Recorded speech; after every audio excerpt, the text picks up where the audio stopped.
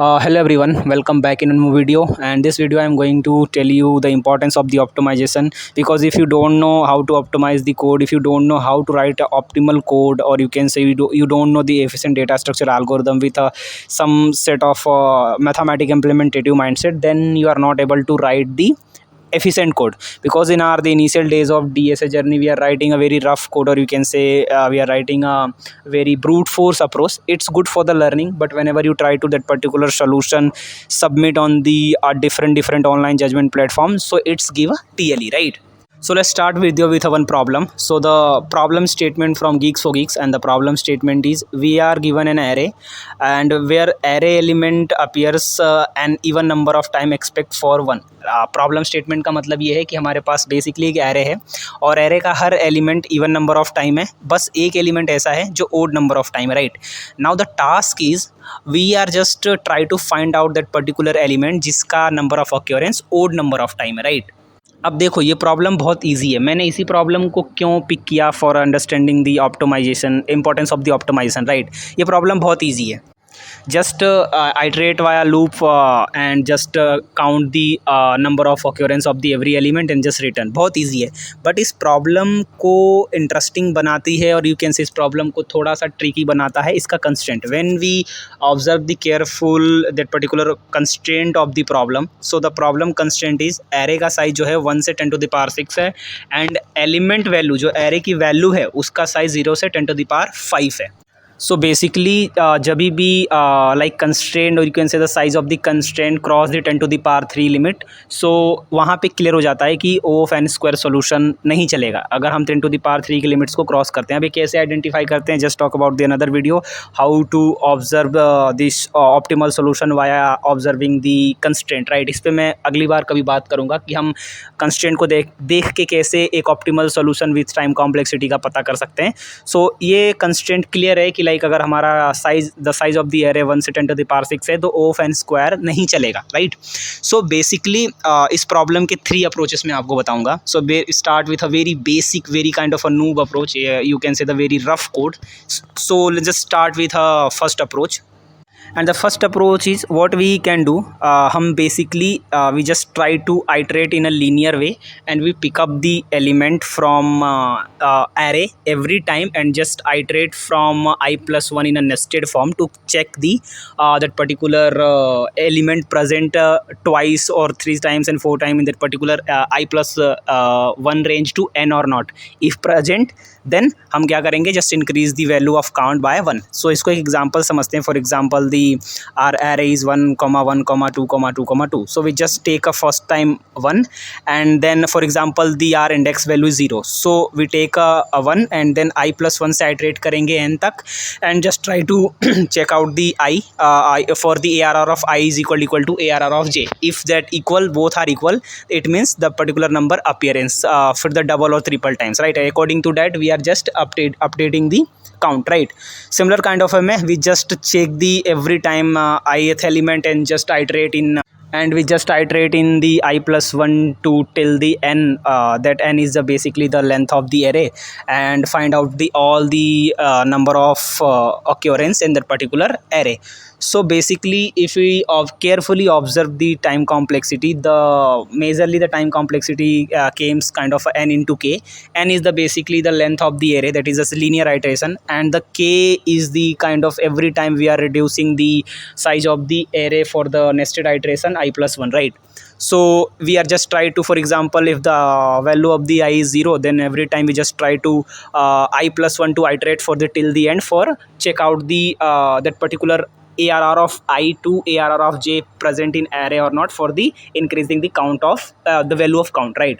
So that's why k is very small. K is nothing. K is the basically the decreasive form of the length of the array, that particular every time we are reducing the I plus 1, right?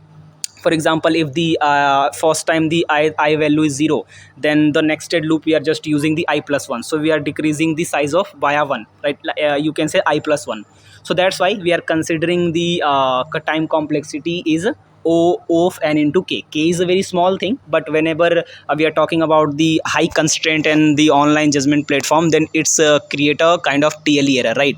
That's why this solution is good for the understanding, this solution for good for you at a beginning time, but it's not a submitative format, right? If you want to submit that particular problem on the platform, it's 100% give you a TLE.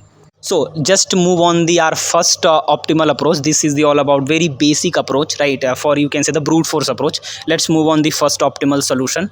So the first optimal solution, we are using the hash map, or you can say dictionary, you can say the key pair value. What we do, just make a one hash map according to you. If you are coding C++ or Java, so you use a hash map. If you are code in Python, then you use a dictionary. The functionality and the form will be same. The only difference is kind of a naming and statement with a different programming language, right? I am coding Python, that's why majorly I consider is a dictionary, right? So basically what we do, we are just create a key pair value, and every time we are just iterate in a single of n time in the linear iteration, and just count the value of that particular array, element in array. If the present, then we are just increase our count by 1, kind of if we just understand via example. So same example, like if the array is kind of 1 comma 1 comma 2 comma 2, then we are just linear iteration, we are just declare the one hash map, and we are just checking hash map of I is present in already in our key, then we are just increase the count of our value, that particular element. And if we are not present in our hash map, then we just initialize by 1 with the value and key pair, right?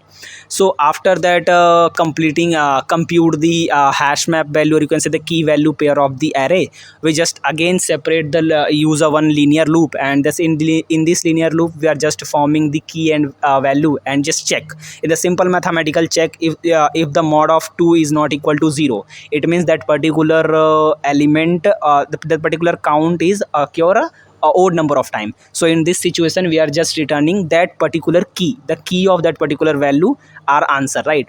अगर किसी की value का count जो है जैसा odd number of time, how to check the particular count is old और even, just simple check the mod of 2. If the mod of 2 is 0, then that particular number is even number of time occur in the our hash map. And if the mod of 2 is not equal to 0, then that particular element occur in our array in the even number odd number of time, right? So basically we are just checking the mod of 2. If the mod of 2 is not equal to 0, then return the kind of our that particular key, right? So if we talk about the time complexity of this approach, then we are just using a two times of linear iteration O of n for the calculating the entire the hash map, or you can say the dictionary, and O of n time for the linear iteration to check the mod of 2 is not equal to 0, then returning the our answer. So if we calculating the our time complexity, so we are just using a 2 of O of n time, O of n for the calculation, O of n for the finding out the answer. So we are drop the least dominant term. What is the least dominant term? We are just discussing about the another video in depth, end to end about the time complexity. Then I will explain you कि क्या होता है, what is the meaning of least dominant term. So we are just dropping the constant. So overall the time complexity is O of 1. This is also good. This is optimal solution. If you try to submit this problem on the online judgment platform, then it's completely acceptable, right? Now we are just moving on the second optimal solution, and the second optimal solution is the completely mathematical implementative based, or you can say the operator based solution, right? And in this solution we are basically use a XOR operator. What is the properties of XOR operator? You just read thoroughly via internet.